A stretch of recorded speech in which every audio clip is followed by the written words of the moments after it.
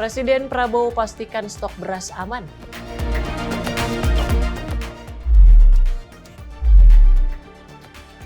DPR sahkan RUU PPRT jadi undang-undang.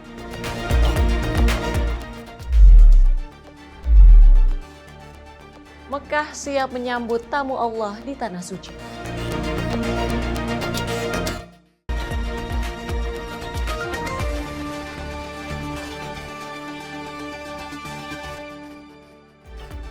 Halo pemirsa, Kilas Pekan kembali hadir menemani Anda dengan rangkaian informasi peristiwa yang telah kami rangkum selama sepekan. Bersama saya Tiara Dianti dan inilah Kilas Sepekan untuk Anda. Pemirsa, Presiden Prabowo Subianto menegaskan pentingnya persatuan di tengah perbedaan partai politik. Pernyataan itu disampaikan dalam pengarahan kepada Ketua DPRD seluruh Indonesia di Magelang. Dalam acara pengarahan Presiden Republik Indonesia pada kursus pemantapan pimpinan daerah bagi Ketua DPRD seluruh Indonesia di Magelang, Jawa Tengah, Sabtu 18 April, Presiden Prabowo Subianto menegaskan bahwa keberagaman latar belakang bukan menjadi penghalang, namun untuk memperkuat persatuan dalam mewujudkan visi Indonesia Emas 2045. Dalam arahannya, Presiden menyoroti perbedaan yang dimiliki setiap elemen bangsa, mulai dari asal daerah, suku, pendidikan, profesi, hingga afiliasi politik. Meski beragam, ia menekankan bahwa seluruhnya tetap satu sebagai bangsa Indonesia. Ia juga menyampaikan pandangannya secara terbuka, seraya menyadari bahwa pernyataannya bisa menimbulkan beragam respons sebagai bagian dari komunikasi yang jujur. Kita berasal dari latar belakang yang berbeda-beda, daerah yang berbeda-beda, suku yang berbeda-beda, latar belakang pendidikan yang berbeda-beda, profesi yang berbeda-beda, partai politik yang berbeda-beda. Saya ingin bicara apa adanya. Mungkin kalau saya bicara nanti, mungkin ada yang kurang berkenan, mungkin ada yang tersinggung, ada yang sedih. Saya datang ke sini, saya jumpa saudara-saudara dengan satu peranggapan bahwa kita semua di tenda ini adalah patriot. Kita cinta tanah air kita. Kita cinta bangsa kita. Kita cinta rakyat kita. Saya mengetahui bahwa di sini adalah seluruh ketua DPRD dari seluruh Indonesia. Saya anggap penting dan tepat kalau saya hadir langsung. Presiden turut menyatakan keyakinannya bahwa seluruh peserta yang hadir merupakan patriot yang memiliki semangat pengabdian kepada negara. Acara bertema penguatan peran pimpinan DPRD ini dihadiri 503 ketua DPRD dan berlangsung pada 15 hingga 19 April 2026 di Lembah Tidar Akademi Militer Magelang sebagai bagian dari upaya mendukung cita-cita besar Indonesia di masa depan. Tim redaksi Sinpo TV melaporkan. Presiden Prabowo Subianto melakukan sidak langsung ke Kompleks Gudang Bulog Danurejo di Kabupaten Magelang pada Sabtu 18 April 2026. Inspeksi dilakukan guna pastikan ketersediaan dan kelancaran distribusi cadangan pangan nasional.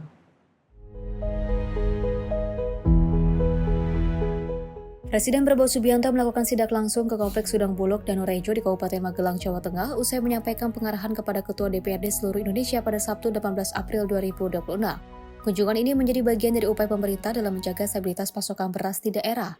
Kompleks Gudang Bulog Danurejo ini terdiri dari 2 unit bangunan dengan total kapasitas 7.000 ton dan saat ini terisi penuh. Ini menunjukkan kesiapan stok yang sangat baik untuk mendukung kebutuhan di kota dan Kabupaten Magelang. Inspeksi ini merupakan bagian dari komitmen pemerintah dalam memperkuat ketahanan pangan nasional dan memastikan negara selalu hadir dalam memenuhi kebutuhan dasar rakyat. Di tengah krisis energi BBM dan juga pangan di berbagai negara, terutama dampak dari konflik di Timur Tengah, dari segi ketersediaan barang dan harga, Presiden Prabowo juga menegaskan komitmen pemerintah untuk memperkuat ketahanan pangan nasional dan memastikan negara selalu hadir dalam memenuhi kebutuhan dasar rakyat. Tim redaksi Sinpo TV melaporkan. Masih dari Presiden Prabowo Subianto yang memerintahkan untuk melibatkan dosen-dosen di perguruan tinggi dalam pengembangan proyek tanggul laut raksasa atau Giant Seawall Pantai Utara Jawa. Langsung nanti minggu depan kami akan mengundang beberapa guru besar yang memang sudah memiliki keahlian dan terlibat pada beberapa kasus untuk beberapa proyek ya, untuk pembuatan daratan ya, reklamasi dan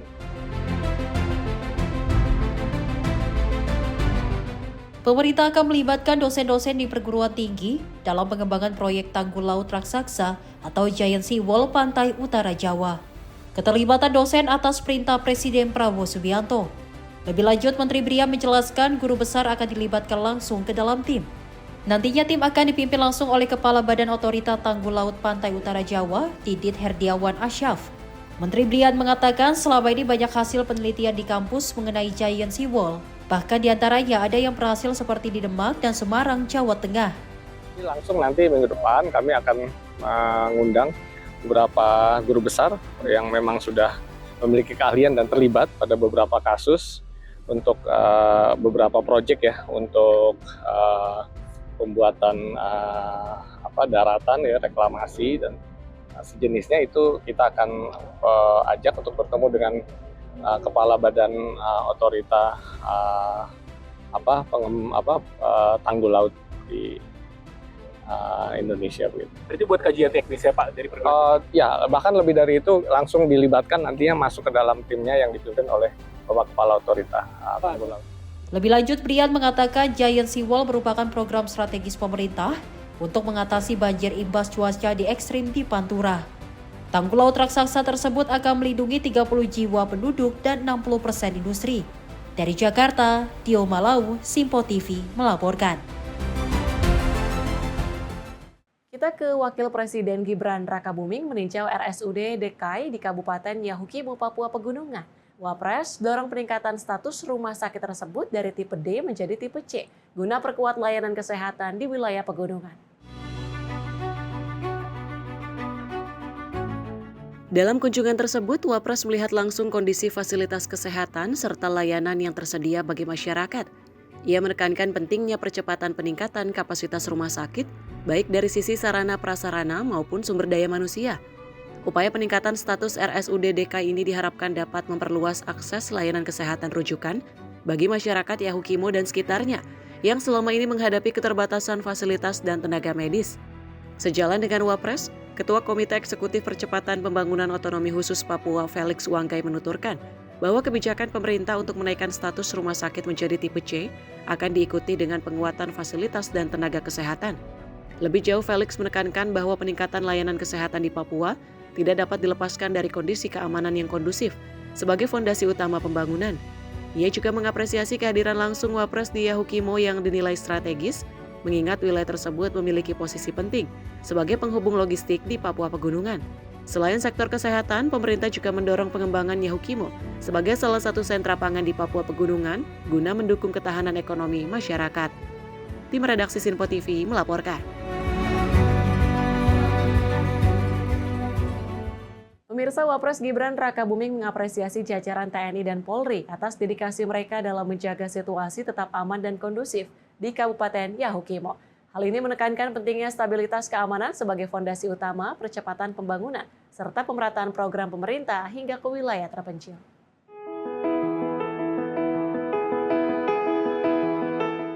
Wakil Presiden Gibran Rakabuming mengapresiasi jajaran TNI dan Polri atas dedikasi mereka dalam menjaga situasi tetap aman dan kondusif di Kabupaten Yahukimo, Papua Pegunungan. Hal tersebut disampaikan Wapres ketika mengunjungi Koramil 1715-06 DKI yang juga menjadi markas Yonif 5 Marinir dan Taipur, tim Sus 303 dalam mendukung pengamanan wilayah Yahukimo. Dalam peninjauan tersebut, Wapres menegaskan bahwa kondisi keamanan yang kondusif menjadi salah satu pilar utama agar berbagai program prioritas pemerintah dapat berjalan optimal dan dirasakan langsung oleh masyarakat. Wapres menyampaikan bahwa kunjungannya ke Yahukimo merupakan bagian dari pelaksanaan arahan Presiden dalam memastikan pembangunan menjangkau seluruh wilayah secara merata. Sejalan dengan hal itu, Wapres mengingatkan pentingnya sinergi antara TNI, Polri, dan pemerintah daerah dalam menjaga stabilitas wilayah, mengingat situasi yang aman akan membuka ruang yang lebih luas bagi masuknya berbagai program pembangunan. Terima kasih. Assalamualaikum warahmatullahi wabarakatuh. Bapak Ibu yang saya hormati, terima Terima kasih sekali pada teman-teman TNI yang sudah mengamankan situasi beberapa bulan yang lalu. Karena beberapa hal saya menunda kunjungan ke Yahukimo, tapi alhamdulillah hari ini berjalan dengan lancar. Wapres juga menegaskan komitmennya untuk terus kembali ke Yahukimo dengan membawa lebih banyak dukungan dari pemerintah pusat.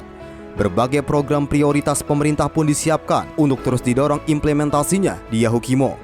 Antara lain makan bergizi gratis, cek kesehatan gratis, perumahan rakyat, serta penguatan sektor koperasi dan pertanian. Tim redaksi Simpo TV melaporkan. Menteri Luar Negeri Sugiono pastikan diplomasi Indonesia yang dipimpin secara langsung oleh Presiden Prabowo Subianto di berbagai pertemuan global dilakukan guna mengamankan kepentingan nasional dan jaga tatanan dunia untuk tetap tertib serta stabil sesuai amanat konstitusi.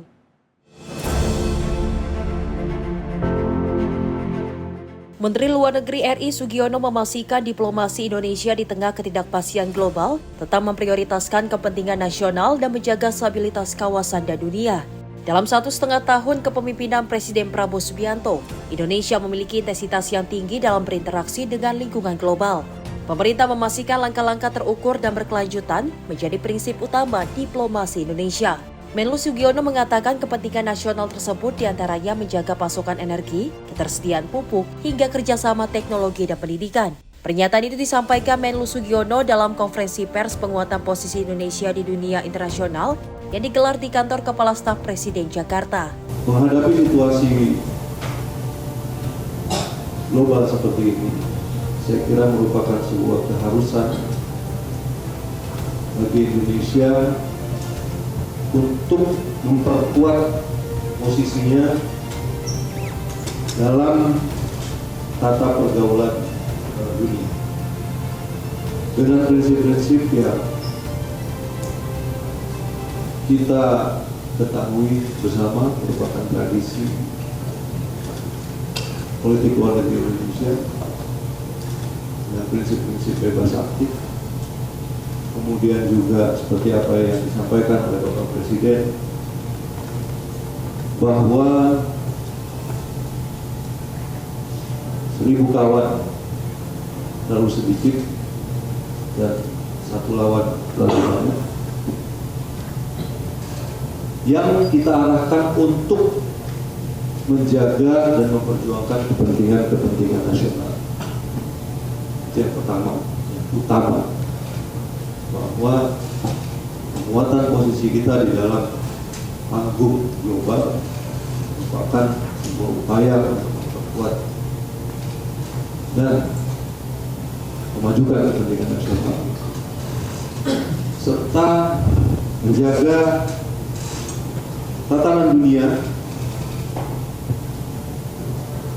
untuk tetap stabil, untuk tetap tertib, karena ini merupakan amanat dari konstitusi kita yang merupakan pijakan bagi pemerintah dalam menjalankan politik luar negeri. Menteri Luar Negeri Sugiono menyatakan upaya diplomasi yang dilakukan pemerintah menitik beratkan pada pertumbuhan ekonomi nasional yang memberikan nilai tambah nyata bagi masyarakat. Hal itu terlihat dari aktifnya Indonesia di sejumlah forum ekonomi dunia, seperti menyelesaikan perjanjian ekonomi yang telah disepakati di Kanada, Peru, dan Eurasian Economic Union, SEPA dengan Uni Eropa, hingga forum BRICS. Kementerian Luar Negeri berkomitmen untuk terus meningkatkan akses pasar di sejumlah forum ekonomi dunia. Dari Jakarta, Dio Malau, Simpo TV melaporkan. Pimpinan DPR Puan Maharani meminta pemerintah untuk memitigasi dampak dari kenaikan harga BBM non-subsidi yang dapat mempengaruhi daya beli masyarakat, khususnya di tengah situasi geopolitik global. Puan mendorong pemerintah antisipasi berbagai kemungkinan di tengah dinamika yang tak menentu.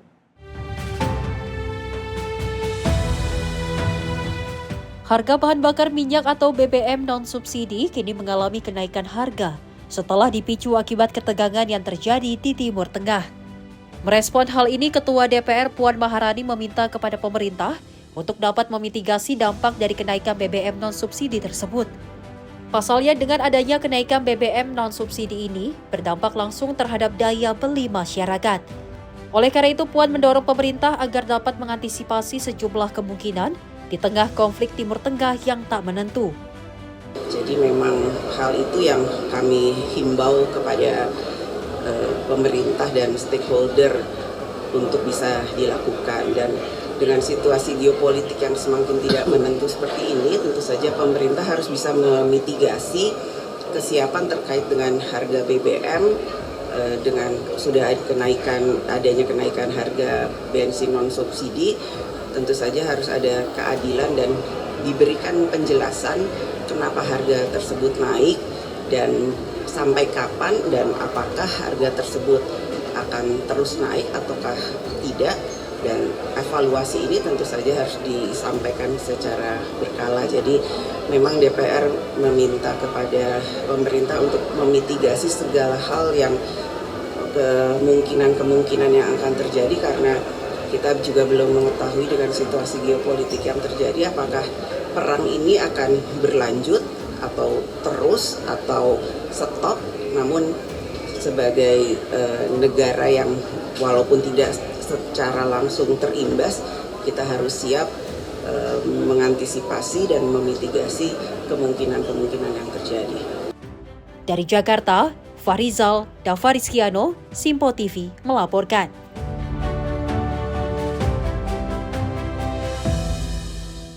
Pemirsa, kami akan kembali usai jeda. Tetaplah bersama kami di Kilas Sepekan.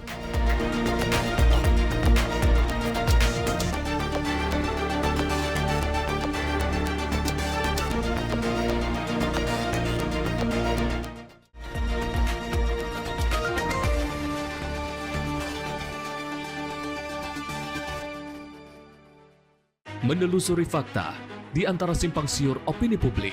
Mereka tidak hanya bisnis gelap, tapi juga menciptakan perlawanan. Maka negara harus tegas di sini. Membedah isu hangat dengan sudut pandang yang jernih dan berimbang. Kok baru terungkapnya sekarang? Ya kita melihatnya berarti secara nggak langsung ketika hal itu terungkap, ada aparat penegak hukum yang sedang bekerja. Catatan Sinpo setiap hari Minggu pukul 12:30 siang hanya di Sinpo TV.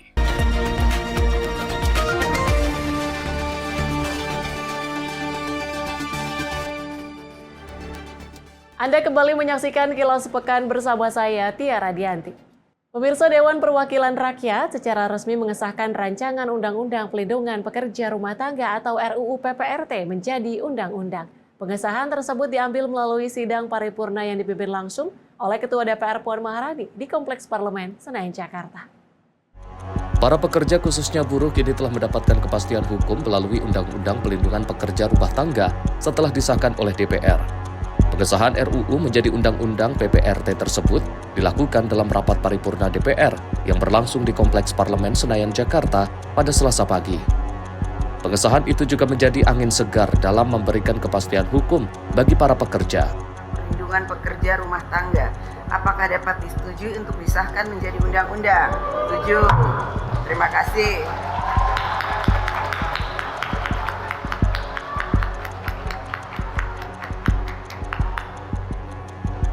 Sebelumnya DPR bersama pemerintah sepakat mengesahkan RUU PPRT pada tingkat 1 di Badan Legislasi DPR. Pembahasan dilakukan secara cepat dikarenakan RUU PPRT menjadi komitmen oleh DPR dalam memberikan kesejahteraan terhadap para pekerja. Pengesahan ini juga menjadi hadiah spesial di momen memperingati Hari Buruh atau May Day dan Hari Kartini. Dari Jakarta, Fahrizal Ahmad Amin, Sinpo TV melaporkan. Menteri Hukum Supratman Andi Aktas menyambut baik rancangan Undang-Undang Pelindungan Pekerja Rumah Tangga disahkan dalam rapat paripurna DPR. Supratman menyebut bahwa hal ini sesuai dengan keinginan Presiden Prabowo Subianto.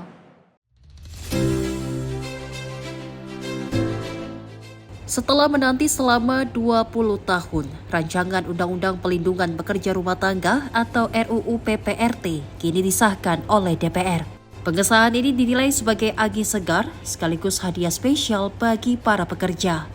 Menteri Hukum Supratman Andi Aktas mengungkapkan pengesahan RUU PPRT tersebut sesuai keinginan langsung oleh Presiden Prabowo Subianto. Dirinya mengatakan pembahasan RUU PPRT ini cepat dikarenakan menjadi usul inisiatif DPR. Oleh karena itu, ia mengaku bahagia RUU PPRT dapat disahkan menjadi undang-undang melalui rapat paripurna DPR. Baik,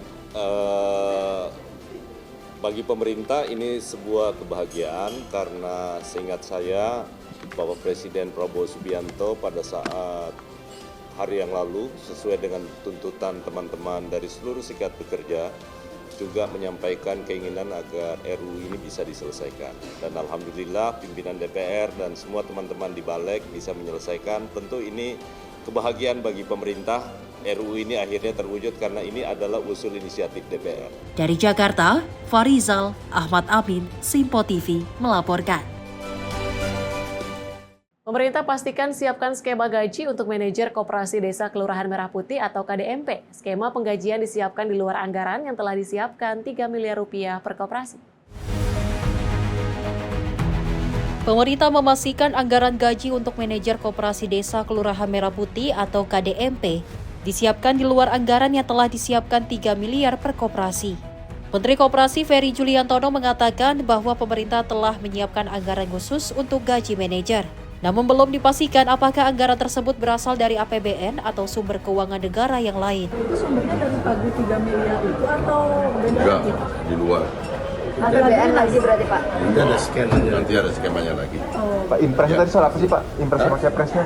Apa? Tadi yang disusun impres sama Kepresnya soal apa sih Pak? Peraturan Presiden, Kepres tentang pengadaan SDM, sumber daya manusianya, tapi yang kita sedang matangkan untuk kita buat adalah instruksi Presiden tentang operasionalisasi Koperasi Desa Kelurahan Merah Putih. Oke ya. Sebelumnya, Menteri Koordinator Pangan Zulkifli Hasan mengumumkan bahwa proses rekrutmen bagi 35.476 orang untuk mengelola Koperasi Desa Merah Putih dan Kampung Nelayan Merah Putih telah dibuka per 15 April 2026. Tim Liputan Simpo TV melaporkan. Pemerintah tengah mematangkan kebijakan baru terkait penguatan sumber daya manusia di tingkat desa melalui program Koperasi Desa Kelurahan Merah Putih. Kebijakan ini dirancang untuk perluas partisipasi masyarakat sekaligus membuka peluang kerja bagi warga desa sekitar.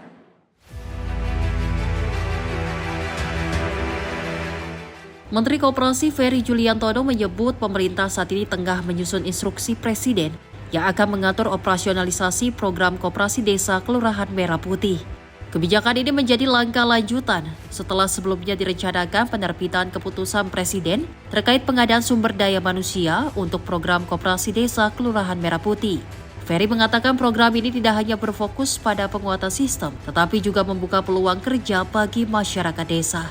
Pemerintah pun memastikan pengelolaan SDM Kopdes Merah Putih tidak akan dilakukan dengan perombakan besar, melainkan dengan melibatkan struktur yang sudah ada.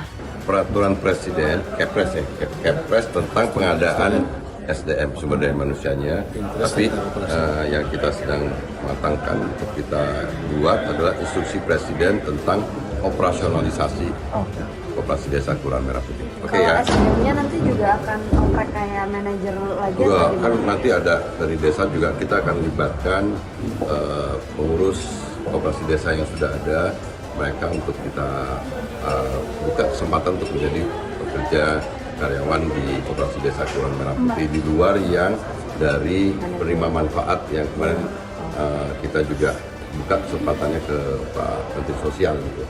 Penerima manfaat juga bisa membantu menjadi karyawan pekerja yang sifatnya kasir, security, keuangan, supir dan lain sebagainya. Pokoknya kita akan libatkan masyarakat di desa itu. Dari Jakarta, Sri Dewi Andayani, Dio Malau, Simpo TV melaporkan.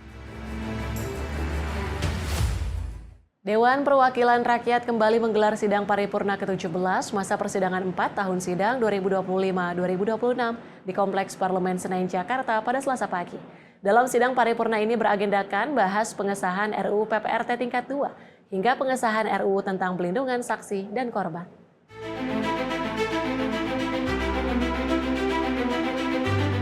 Dewan Perwakilan Rakyat menggelar sidang paripurna ke-17 masa persidangan 4 tahun sidang 2025-2026 di Kompleks Parlemen Senayan, Jakarta pada Selasa pagi. Dalam sidang paripurna ini beragendakan membahas pengesahan RUU PPRT tingkat 2 hingga pengesahan RUU tentang pelindungan saksi dan korban. Sejumlah RUU yang akan disahkan ini telah dilakukan pembahasan oleh komisi terkait dengan melibatkan partisipasi publik. Adapun rapat dipimpin langsung Ketua DPR Puan Maharani dengan didampingi Wakil Ketua DPR lainnya, Dasko, Saan Mustafa, dan Cucun Ahmad Samsurijal. Sesuai dengan hasil keputusan rapat konsultasi pengganti rapat Badan Musyawarah DPR RI antara pimpinan DPR dan pimpinan fraksi-fraksi tanggal 20 April 2026. Acara rapat paripurna hari ini adalah 1. Penyampaian ikhtisar hasil pemeriksaan semester 2 tahun 2025 beserta laporan hasil pemeriksaan semester 2 tahun 2025 oleh BPK RI. 2. Pembicaraan tingkat 2 pengambilan keputusan terhadap rancangan undang-undang tentang perlindungan saksi dan korban. 3. Pembicaraan tingkat 2 pengambilan keputusan terhadap rancangan undang-undang terhadap perlindungan pekerja rumah tangga. 4. Pidato Ketua DPR RI pada penutupan masa persidangan 4 tahun sidang 2025-2026. Sekarang kami akan menanyakan kepada sidang Dewan yang terhormat, apakah acara rapat tersebut dapat disetujui? Terima kasih. Dari Jakarta, Fahrizal, Ahmad Amin, Sinpo TV, melaporkan. Program makan bergizi gratis meningkatkan permintaan dan harga hasil panen petani hingga berdampak pada naiknya pendapatan. Petani kini bersiap menjaga pasokan sayuran untuk kebutuhan program termasuk saat musim kemarau. Dampak program makan bergizi gratis mulai dirasakan hingga ke sektor pertanian, khususnya dalam mendorong serapan hasil panen petani lokal. Program yang digagas Presiden Prabowo Subianto ini tidak hanya fokus pada pemenuhan gizi masyarakat, tapi juga memberi pengaruh positif terhadap perputaran ekonomi di tingkat desa. Di kawasan Duku Pasa, Desa Senden, Kecamatan Selo, Kabupaten Boyolali, Jawa Tengah, para petani mulai merasakan perubahan dalam pemasaran hasil pertanian mereka. Jika sebelumnya hanya mengandalkan pasar tradisional dan tengkulak, kini hasil panen juga terserap oleh Satuan Pelayanan Pemenuhan Gizi atau Dapur MBG. Petani setempat Agus Irawan menyebut, permintaan sayuran seperti tomat, brokoli, sawi putih, selada, dan cabai mengalami peningkatan yang cukup signifikan. Jumlah permintaan ataupun pembeli tidak hanya dari tengkulak ataupun pedagang-pedagang sayur pada umumnya, tapi juga diserap oleh program MBG. Untuk peningkatan sekitar 40-60% tergantung dari jenis komoditas masing-masing sayuran. Kami mendapatkan bantuan dari Dinas Pertanian Provinsi, pemerintah Jawa Tengah, mendapatkan pupuk berupa pupuk NPK dan juga pupuk ZA. Dengan adanya bantuan ini nanti kami alokasikan untuk tambahan sayur mayur. Jadi meskipun meskipun nanti di bulan-bulan Agustus itu ada bulan kemarau, musim kemarau, itu kami juga akan masih tetap menanam sayur mayur untuk bisa menyuplai program MBG. Selain peningkatan permintaan, petani juga merasakan kenaikan harga komoditas sekitar 40 hingga 60% tergantung jenis sayuran. Di sisi lain, dukungan pemerintah melalui bantuan pupuk NPK dan ZA dari Dinas Pertanian Jawa Tengah ikut memperkuat produksi petani. Bantuan tersebut dimanfaatkan untuk menjaga ketersediaan pasokan termasuk menghadapi musim kemarau, seperti yang disampaikan Dianto dari kelompok tani Ngudi Santoso. Ya, pupuk yang ada ini untuk persiapan menanam sayur untuk kebutuhan dari yang dibutuhkan oleh MBG dan juga untuk menanam tembakau di musim persiapan musim kemarau. Tim redaksi Sinpo TV melaporkan. Pemerintah bersiap menyederhanakan regulasi investasi guna menyesuaikan standar Organization for Economic Cooperation and Development. Langkah ini diharapkan dapat tingkatkan daya saing Indonesia dan menarik lebih banyak investasi.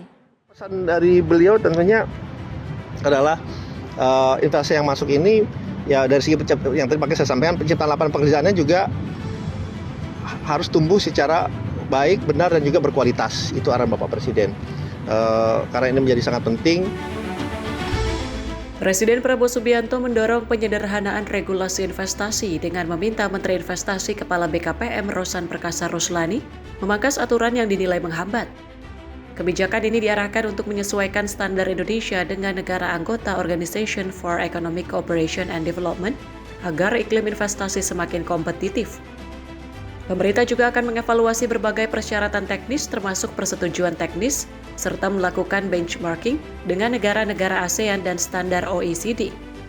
Presiden menekankan bahwa investasi tidak hanya harus besar secara nilai, tapi juga mampu menciptakan lapangan kerja berkualitas dan memberikan dampak nyata bagi masyarakat.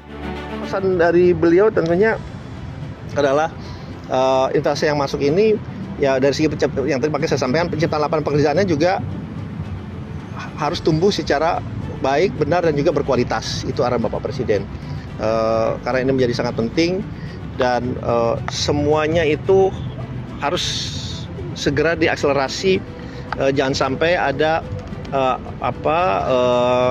regulasi-regulasi kita yang justru menghambat, peraturan-peraturan kita yang justru menghambat. Pertek-pertek itu juga harus, kata Bapak Presiden, itu juga harus apabila menghambat itu tidak perlu ada gitu. Jadi tingkatkan terus, tadi Bapak Presiden sampaikan iklim investasi. Selain itu, percepatan implementasi kebijakan menjadi fokus utama agar regulasi tidak lagi menjadi hambatan.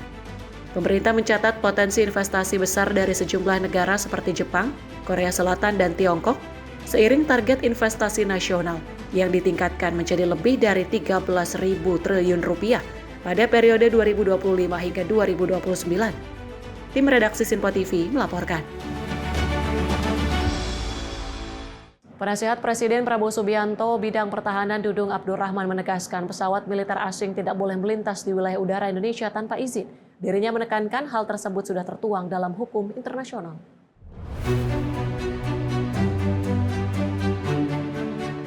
Penasihat Presiden bidang pertahanan Dudung Abdurrahman menegaskan pesawat militer asing tidak boleh melintas di wilayah udara Indonesia tanpa izin.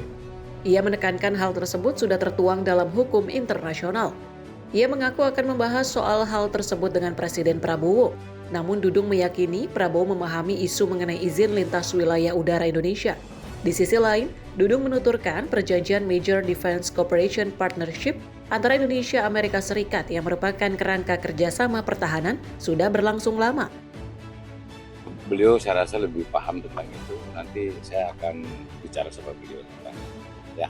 Itu kan sudah lama juga dan ini kelihatannya akan terus dilanjutkan kerjasama kita dengan Amerika. Tetapi hal-hal yang prinsip saya rasa beliau nanti lebih tahu. Saya juga nanti akan bertanya kepada ya. Pak, tapi secara prinsipnya pesawat militer dan minyak goreng sebenarnya boleh melintasi wilayah kita, Pak? Oh ya, itu sudah hukum internasional, ya tidak boleh. Adapun kerjasama tersebut meliputi pengembangan kapasitas, teknologi pertahanan generasi berikutnya, peningkatan kesiapan operasional, pendidikan militer profesional, serta penguatan hubungan antar personal pertahanan kedua negara. Sebelumnya, Presiden Prabowo memanggil Jenderal TNI Purnawirawan Dudung Abdurrahman selaku penasihat Presiden bidang pertahanan nasional ke Istana Negara Jakarta pada Selasa 21 April 2026. Dari Jakarta, Dio Malau, Sinpo TV melaporkan.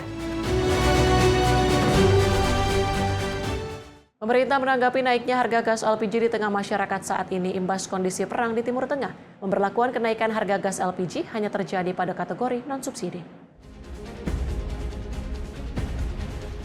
Menteri Energi dan Sumber Daya Mineral Bahlil Lahadalia mengungkapkan kenaikan harga gas LPG tidak berlaku pada kategori subsidi 3 kg.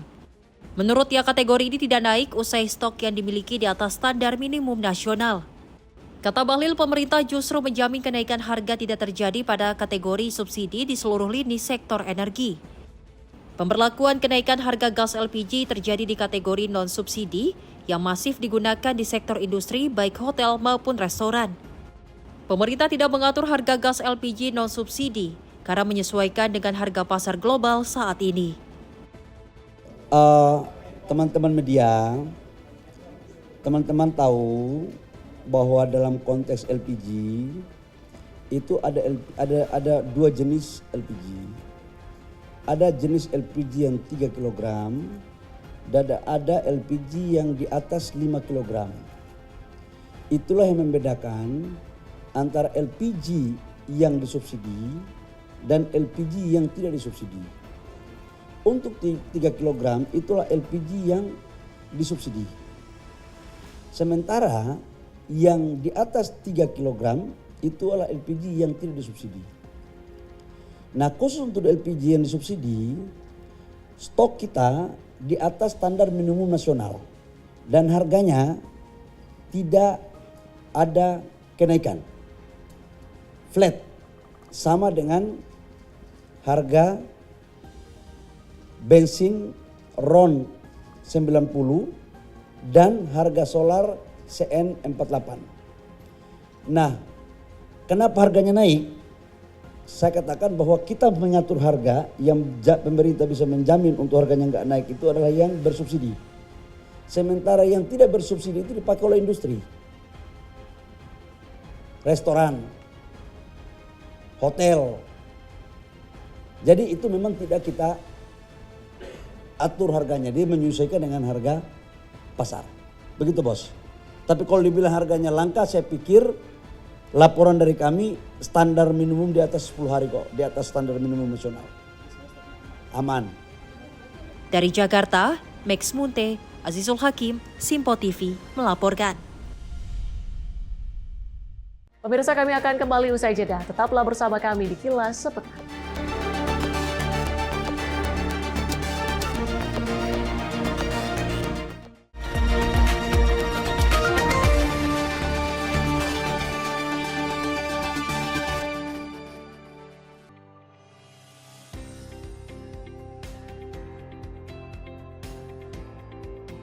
Beragam informasi terbaru hadir menemani Anda sebelum memulai hari. Waktu terbaik dengan rangkaian topik terpilih, dikemas dengan ulasan yang mendalam.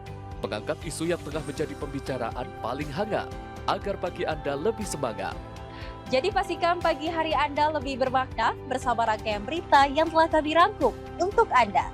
Sembarakan pagi Anda bersama Menyapa Indonesia Pagi. Setiap Senin hingga Jumat pukul 5 pagi. Hanya di Sinpo TV.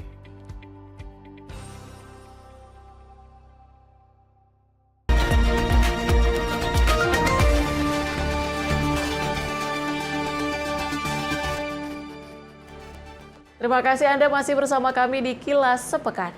Pemirsa, Kota Mekah dan Kota Madinah Arab Saudi telah bersiap menyambut jutaan umat Islam di dunia yang akan menjalani ibadah haji tahun ini. Termasuk calon jemaah asal Indonesia yang jumlahnya mencapai 200 ribuan orang. Seperti apa kesiapan pemerintah Kerajaan Arab Saudi dan para petugas haji Indonesia Arab Saudi? Berikut informasinya.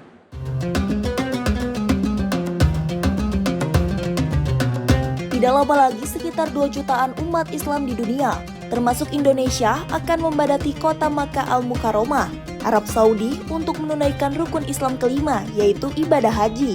Masjidil Haram di Kota Mekah telah bersiap menyambut musim haji 1447 Hijriah. Sebagai tanda dimulainya musim haji, bagian bawah kiswah diangkat setinggi 3 meter. Tujuannya untuk melindungi kain dari kerusakan atau tarikan oleh jemaah yang berdesakan. Secara simbolis, kain putih sering diartikan ihram Ka'bah, yang menandakan Baitullah ikut berihram bersama jemaah. Selain Kota Makkah Al-Mukarramah, salah satu tempat yang menjadi rujukan bagi para jemaah haji adalah di Kota Madinah, tempat dimakamkannya Nabi Muhammad SAW. Di tempat ini banyak para jemaah haji yang mengunjungi makam Rasul dan 2 sahabatnya. Dan selain itu, di Kota Madinah ini juga dikenal sejuk sehingga para jemaah haji memiliki kenangan tersendiri ketika mengunjungi tempat ini. Madinah Al-Munawwaroh adalah kota suci kedua dalam Islam di Arab Saudi. Kota ini merupakan pusat pemerintah dan peradaban Islam pertama, rumah bagi Masjid Nabawi serta makam Rasulullah, menjadikannya destinasi utama ziarah umroh dan haji. Pada musim haji tahun ini, pemerintah telah menyiapkan 118 hotel untuk menampung sekitar 103.000 jemaah haji pada gelombang pertama. Nanti ada 22 hotel, sektor 2 ada 23 hotel, sektor 3 ada 24 hotel, sektor 4 ada 26 hotel, dan sektor 5 ada 22 hotel. Nah ini semuanya ada 118 kurang lebih. Kalaupun nanti tidak ada perubahan nanti kita akan update lagi.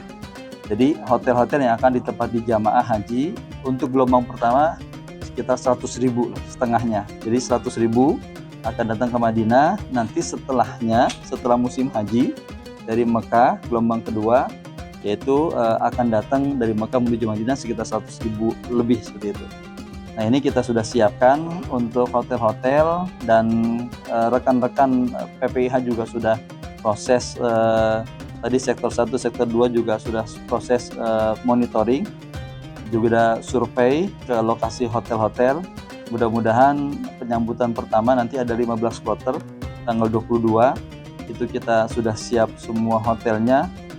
Kalau tidak berubah Yogyakarta nanti pada pukul 6.25 yang kloter pertama, awalnya JKG 2 tapi kemudian karena ada perubahan jadwal jadi Yogyakarta. Tapi intinya sih secara keseluruhan hotel kita sudah siapkan.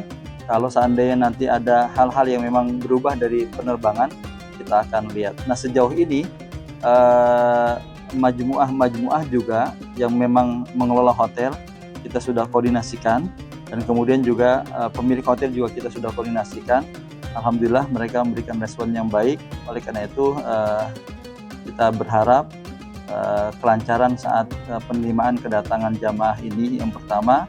Dan hari pertama kalau tidak salah dalam jadwal itu juga ada yang pecah hotel, ada 1 kloter, dan mudah-mudahan nanti kita bisa antisipasi untuk hotel yang kloter yang pecah hotelnya. Itu barangkali. Terima kasih. Yang diterapkan. Jadi sebenarnya pecah hotel dalam 1 kloter tidak hanya Madinah, Mekah juga sama. Jadi kan posisi seperti ini. Jadi misalnya kayak tabung ya, kayak tabung air atau tabung gelas atau gelas seganjam. Misalnya hotel ini kapasitasnya 3 kloter, 1.000 misalnya, 400 misalnya. Nah ternyata yang datang misalnya hanya 1.000, ternyata yang datang 3 kloter. Kalau 400 berarti kan 1.200. Nah kloter pertama masih utuh, kloter kedua utuh. Nah kloter ketiga karena misalnya ini hanya tinggal 200 sisa kapasitas di hotel ini. Selain hotel dan fasilitasnya, PPIH Arab Saudi juga telah menyiapkan hidangan makanan khas rasa Indonesia. Urusan perut jamaah menjadi prioritas, terutama pengawasan terkait gizi dan distribusinya. 23 catering berkualitas telah disiapkan demi pemenuhan konsumsi para jemaah haji. Makan sehari 3 kali karena masa tinggal di jemaah di Madinah ini kurang lebih 9 hari ya. Insya Allah akan mendapatkan menu-menu dengan menu Indonesia, dengan cita rasa Indonesia, karena salah satunya adalah tahun ini bumbu yang digunakan adalah full bumbu pasta yang berasal dari Indonesia. Nah, untuk memperoleh cita rasa Indonesia pun salah satunya lagi adalah chef atau juru masaknya juga berasal dari Indonesia. Jika seluruh fasilitas, sarana, dan prasarana sudah 100% siap, maka para jemaah haji diimbau untuk tidak membawa barang-barang yang berlebihan dan membahayakan. Kepada seluruh jemaah haji Indonesia yang beberapa hari lagi akan tiba di Indonesia, yang pertama sebelum berangkat pastikan semuanya sudah lengkap, sebuah persiapannya sudah disiapkan sebaik-baiknya, terutama kondisi fisiknya. Jadi masih ada waktu beberapa hari untuk recovery. Obat-obatan yang perlu disiapkan silakan disiapkan, vitamin yang perlu dibawa silakan dibawa. Dan jangan membawa barang-barang terlarang karena nanti itu akan sangat mengganggu jamaah haji yang lain pada saat di bandara. Tanggal 22 April 2026, dijadwalkan jemaah haji kloter pertama akan tiba di Tanah Suci. Sementara lebih dari 500 petugas haji sudah tiba terlebih dahulu di Arab Saudi, guna menyiapkan dan menyambut para jemaah haji agar perjalanan suci ribuan jemaah haji asal Indonesia berjalan lancar.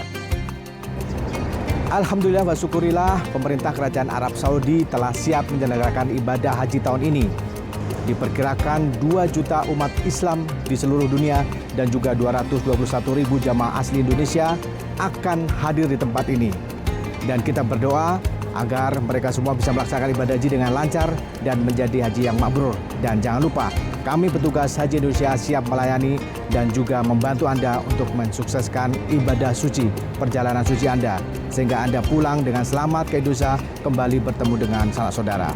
Dari Madinah, Arab Saudi, Ferdi Setiawan melaporkan untuk Sinpo TV.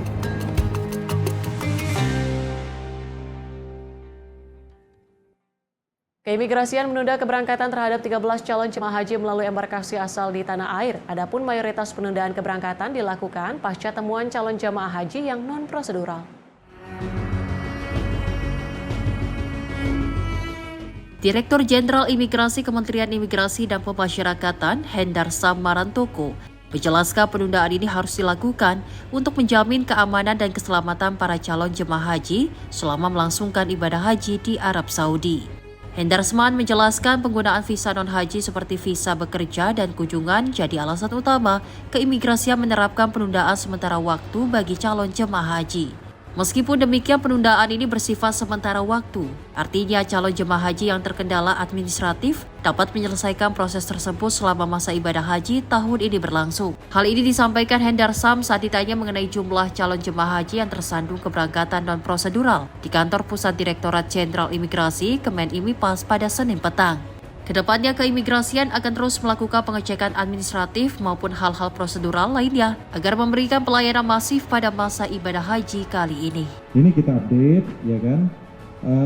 Hari ini per hari ini ada 13 orang calon jemaah haji non prosedural yang kita pending atau kita tunda keberangkatannya karena non prosedural, tidak menggunakan visa haji.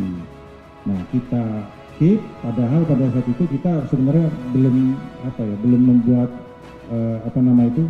baru besok Kementerian Haji itu on, tapi karena instrumen dari imigrasi sudah lengkap, maka kita bisa hold itu dulu. Maksudnya bukan apa, supaya bukan menghalangi rakyat kita untuk melaksanakan haji, tapi untuk melindungi mereka. Berdasarkan pengalaman sana, kalau sampai lolos ke sana, nggak bisa juga naik haji. Pemerintah Arab Saudi menutup diri untuk itu, akhirnya mereka nanti bisa jalur-jalur yang ilegal, dan itu bahkan pengalaman sebelumnya membahayakan jiwa dan nyawa mereka, bahkan sampai sudah jatuh korban. Oleh karena itu sudah 13 orang, kemarin 8, tapi sekarang tambah 5 lagi, ada 13 orang yang kita tunda, kita pending dulu pengangkatannya. Dari Jakarta, Max Munte, Azizul Hakim, Sinpo TV melaporkan.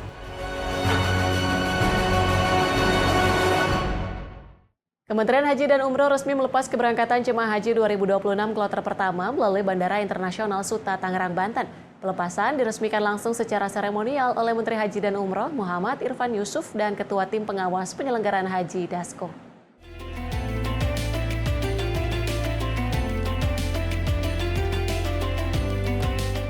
Menteri Haji dan Umroh Muhammad Irfan Yusuf bersama Ketua Tim Pengawas Penyelenggaraan Haji Dasko resmi melepas keberangkatan jemaah haji 2026 kloter pertama. Pelepasan ini merupakan jemaah haji dari embarkasi Banten melalui Bandara Internasional Soekarno-Hatta, Tangerang, menuju Madinah, Arab Saudi. Irfan Yusuf menekankan bahwa pelepasan ini juga menjadi bagian perdana dalam Kementerian Haji dan Umroh setelah dibentuk pada tahun 2025 lalu. Ia memastikan pemerintah telah berkoordinasi dengan sejumlah pihak terkait untuk keamanan bagi para jemaah haji meski di tengah konflik berlangsung di Timur Tengah. Bagi Bapak Ibu sekalian, ini adalah hari yang telah lama ditunggu-tunggu. Ada yang menanti bertahun-tahun, bahkan puluhan tahun. Ada doa yang tak pernah terputus. Ada harapan yang terus dijaga dalam diam hingga akhirnya hari tiba, hari ketika langkah pertama menuju Baitullah benar-benar dimulai. Saya dapat merasakan getaran itu, rasa haru yang mungkin sulit diungkapkan dengan kata-kata. Perjalanan ini bukan perjalanan fisik, tetapi perjalanan jiwa. Perjalanan menuju titik paling khusyuk dalam hidup seorang muslim. Ibu bapak sekalian, penyelenggaraan haji tahun ini memiliki makna yang sangat khusus. Ini adalah penyelenggaraan haji pertama bagi Kementerian Haji dan Umroh dalam menjalankan amanah besar ini secara penuh. Sebuah kehormatan sekaligus tanggung jawab yang kami emban dengan penuh kesungguhan. Namun kita tidak menutup kata bahwa perjalanan ini berlangsung di tengah dinamika global, termasuk meningkatnya konflik di Timur Tengah. Situasi ini tentu menghadirkan kekhawatiran baik bagi pemerintah maupun bagi keluarga yang melepas. Untuk itu izinkan saya menyampaikan dengan penuh ketulusan negara hadir bersama Ibu Bapak sekalian. Pemerintah hadir, kami terus berkoordinasi secara intensif dengan otoritas terkait, memastikan bahwa seluruh jemaah Indonesia mendapatkan pelindungan, pelayanan, dan keamanan terbaik selama menjalani ibadah. Itu adalah permintaan dari Presiden yang menekankan keamanan dan keselamatan jamaah menjadi prioritas utama. Kami ingin Bapak dan Ibu berangkat dengan tenang, fokus pada ibadah, serahkan hal-hal di luar itu pada kami untuk mengikhtiarkannya sebaik-baik mungkin. Dalam kesempatan yang sama, Ketua Pengawas Penyelenggaraan Haji Dasko mengapresiasi Kementerian Haji dan Umroh yang telah melakukan berbagai persiapan dalam kelancaran jamaah haji saat melakukan ibadah di Tanah Suci. Dasko berharap proses ibadah haji dapat berjalan lancar serta kembali ke tanah air dalam kondisi sehat dan selamat. Singkat saja bahwa pada hari ini kita akan melepas kloter pertama yang menandakan bahwa sudah dimulainya rangkaian dari pemberangkatan jemaah haji Indonesia yang rutin dilaksanakan pada musim-musim haji dan diadakan pada saat situasi dan dinamika yang ada pada saat ini.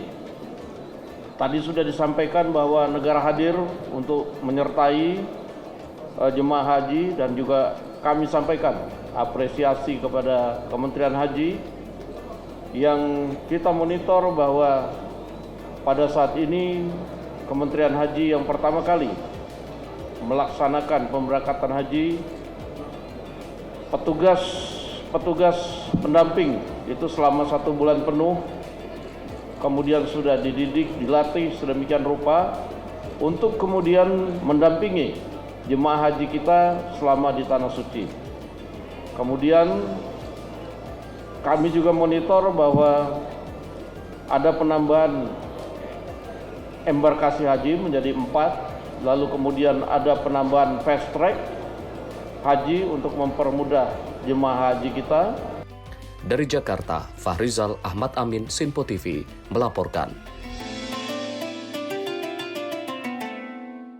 Kita ke informasi lain, BNNP Sumatera Selatan memusnahkan 16,9 kg narkoba jaringan internasional. Dari pengungkapan ini, petugas mengamankan 2 kurir yang terlibat masuknya narkoba di Kota Palembang. Badan Narkotika Nasional Provinsi Sumatera Selatan kembali mengungkap kasus peredaran narkotika jaringan internasional. 2 kurir sabu jaringan Malaysia dengan barang bukti 16,9 kg sabu-sabu diamankan petugas. Penangkapan dilakukan di perumahan Gria Kampung Serang Sejahtera, Blok I nomor 6 Palembang pada 25 Maret 2026 berdasarkan laporan masyarakat. Saat dilakukan penggerebekan di rumah salah satu tersangka, Julianto, petugas menemukan barang bukti sabu sebanyak 16,9 kg dan menangkap tersangka EEng. Petugas masih memburu 2 DPO lagi yakni W dan R yang merupakan pasangan suami istri yang diduga sebagai penggerak untuk kedua tersangka. Kedua tersangka Julianto dan EEng diupah sekitar 10 hingga 30 juta rupiah untuk 1 kali antar narkoba. Informasi dari masyarakat, kemudian kita tindak lanjuti dan menghasilkan 2 tersangka dan 16,9 kg sabu bruto. Dan tadi sudah kita musnahkan sebagai akuntabilitas bahwa tadi disaksikan masyarakat, kemudian Forkopimda dan instansi dari kejaksaan dan pengadilan, kemudian hadir juga dari DPR, dari pemerintah provinsi, bahwa barang bukti tersebut setelah disisihkan untuk pemeriksaan laboratorium memastikan bahwa itu narkoba dan disisihkan untuk kepentingan nanti di pengadilan, sisanya semuanya dimusnahkan dan tadi sudah kita saksikan bersama-sama. Jaringan mana benar? Ini Kalau barang bukti, kalau kita lihat dari tipikal barang buktinya, berarti berasal dari Malaysia yang mungkin asalnya dari Myanmar. Jadi jaringan Malaysia dan Palembang. Di tempat yang sama, proses pemusnahan narkotika dilakukan dengan menggunakan alat yang dimodifikasi dan dicampur air pembersih lantai. Usai dilakukan pemusnahan narkoba yang sudah tercampur cairan pembersih lantai itu, selanjutnya dibuang ke toilet. Dari Palembang, Sumatera Selatan, jurnalis Simpo TV melaporkan. Kepala Badan Nasional Penanggulangan Bencana meninjau langsung proses pembangunan hunian tetap bagi warga terdampak bencana hidrometeorologi di Kabupaten Tapanuli Utara. Pembangunan 103 unit rumah ini ditargetkan selesai dan bisa segera ditempati pada Mei mendatang.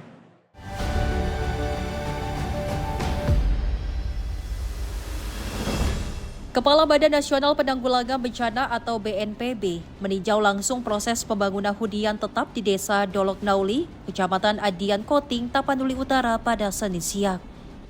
Pembangunan 103 unit hunian ini dilakukan untuk mempercepat proses pemulihan pasca bencana di wilayah tersebut. Menurut Kepala BNPB, saat ini pembangunan 70 unit rumah ditargetkan selesai 100% pada Mei 2026. Sedangkan 33 unit lainnya saat ini sedang dalam proses pengerjaan. Sudah ada calon penghuninya. Ini yang tahap awal ada 70. Insya Allah di bulan Mei 2026 sudah jadi 100%. Segera bisa ditempati. Ada 70 KK. Kemudian sisanya yang 103 ini juga yang 33 juga sedang dalam proses pembangunan. Ini adalah wujud ya bahwa penanganan bencana Sumatera tentu saja terus bergerak maju ke depan. Seluruh daerah khususnya Tapanuli Utara sekarang masuk tahap proses transisi menuju pemulihan. Tidak ada lagi masyarakat yang tidak tertangani. Sementara menunggu rumah rampung, warga penerima manfaat saat ini tinggal di rumah kerabat maupun masyarakat sekitar. Pemerintah juga telah menyalurkan bantuan dana tunggu hunian sebesar Rp600.000 per bulan kepada setiap keluarga. Bantuan ini diberikan sebagai bentuk dukungan pemerintah bagi masyarakat yang sedang dalam masa transisi. Risna Nur, jurnalis Simpo TV, melaporkan.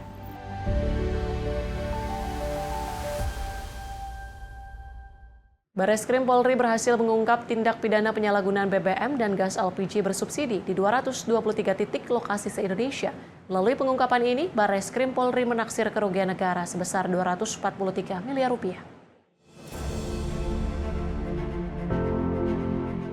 Wakil Bareskrim Polri Irjen Pol Nunung Saifuddin mengungkapkan pengungkapan sejak 7 hingga 20 April lalu mencatat ada 223 laporan polisi dengan total tersangka diamankan sebanyak 330 orang pada kasus ini. Dari tersangka yang berhasil ditangkap, barang bukti yang diamankan yaitu 403.000 liter solar, 58.656 liter BBM jenis Pertalite, 13.346 tabung gas LPG, serta 161 kendaraan roda 4 dan roda 2. Nunung menegaskan, temuan kasus ini mengakibatkan kerugian negara sebesar Rp243.669 juta selama 13 hari periode pengungkapan berlangsung. Adapun pada periode 2025 hingga saat ini, Bareskrim Polri menindak 65 stasiun pengisian bahan bakar umum yang melanggar aturan penyaluran BBM dan LPG subsidi. Kedepannya, Bareskrim Polri akan melimpahkan kasus ini ke Korps Pemberantasan Tindak Pidana Korupsi jika menemukan keterlibatan aparatur sipil negara, sebagaimana di dalam Undang-Undang Tipikor. Direktur Tindak Pidana Tertentu Bareskrim Polri Brigjen Pol Muhammad Irhamni menjelaskan modus operandi yang dilakukan pada kasus ini bervariasi, mulai dari penggunaan tangki yang tidak sesuai standar hingga keterlibatan oknum petugas SPBU nakal. Kemudian apabila dalam proses penanganan tindak pidana ini ditemukan indikasi dugaan keterlibatan aparatur sipil negara sebagaimana diatur di dalam Undang-Undang Tipikor, perkara ini akan kita limpahkan kepada Kortas Tipikor. Jadi kita akan terapkan juga Undang-Undang Tindak Pidana Korupsi. Tujuannya apa? Supaya ini dapat memberikan efek jerak yang tadi di awal saya sampaikan, bahwa ini bukan main-main lagi.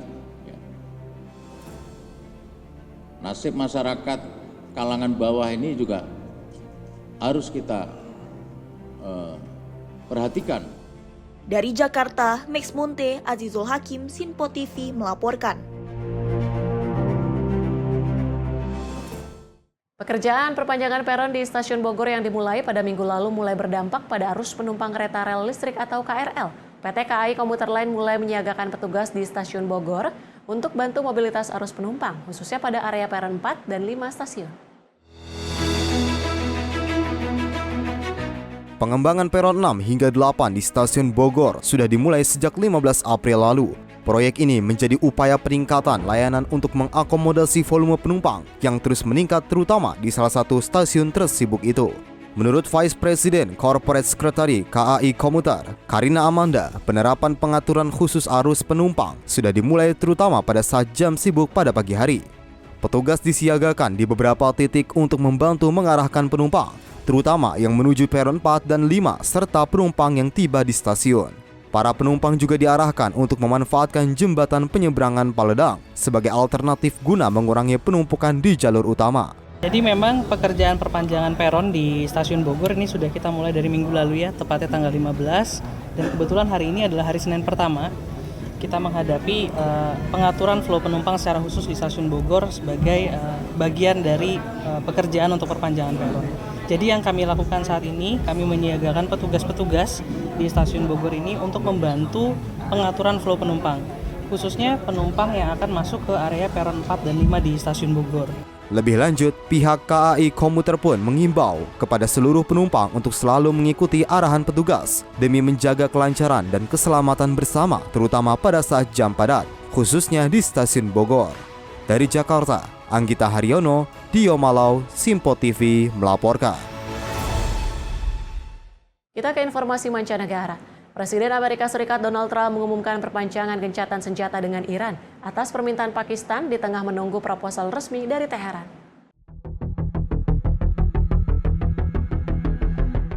Presiden Amerika Serikat Donald Trump menyatakan akan memperpanjang gencatan senjata dengan Iran di tengah upaya menjaga stabilitas kawasan. Keputusan ini diambil setelah permintaan dari pemerintah Pakistan untuk memberi waktu tambahan bagi Iran menyusun proposal terpadu sebagai bagian dari proses diplomasi. Trump menyebut perpanjangan ini dilakukan hingga pihak Iran menyampaikan usulan resmi terkait penyelesaian konflik yang dapat menjadi dasar negosiasi lanjutan. Meski gencatan senjata diperpanjang, militer Amerika Serikat tetap melanjutkan blokade terhadap pelabuhan Iran sebagai bagian dari tekanan strategis. Langkah ini menunjukkan bahwa tekanan militer masih berlanjut di tengah upaya diplomasi yang masih mencari titik temu. Sementara itu, putaran perundingan baru yang dirancang digelar di Islamabad masih diliputi ketidakpastian dan menunggu kejelasan dari kedua pihak. Sampai saat ini belum ada kepastian apakah Iran akan mengajukan proposal atau melanjutkan negosiasi dalam waktu dekat. Perkembangan ini menjadi bagian dari dinamika hubungan antara Amerika Serikat dan Iran masih dipenuhi ketegangan, serta menjadi perhatian komunitas internasional. Tim redaksi Sinpo TV melaporkan. Jepang mengeluarkan peringatan terkait peningkatan risiko gempa besar menyusul gempa kuat yang terjadi sebelumnya. Otoritas Jepang mendorong untuk meningkatkan status kewaspadaan di sejumlah wilayah terdampak.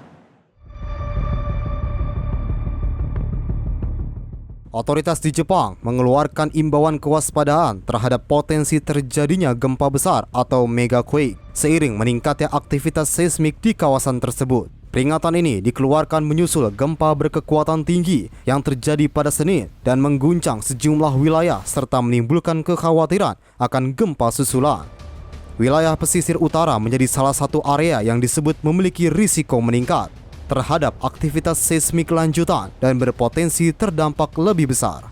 約 1% の確率でマグニチュード8以上の大規模地震が発生する可能性があるという意味でございます。 Pihak berwenang mengimbau warga untuk meningkatkan kewaspadaan dan memastikan kesiapsiagaan menghadapi kemungkinan gempa susulan serta mengikuti prosedur evakuasi yang telah ditetapkan. Hingga kini, belum ada kepastian terkait terjadinya gempa besar tersebut. Namun, pemantauan terus dilakukan oleh otoritas terkait secara intensif.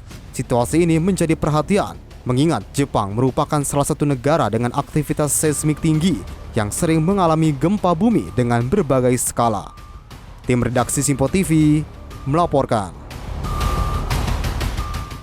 Dan pemirsa, informasi tadi sekaligus menutup jumpa kita kali ini. Saya Tiara Dianti, mewakili seluruh kerabat kerja yang bertugas, pamit undur diri. Terima kasih dan sampai jumpa.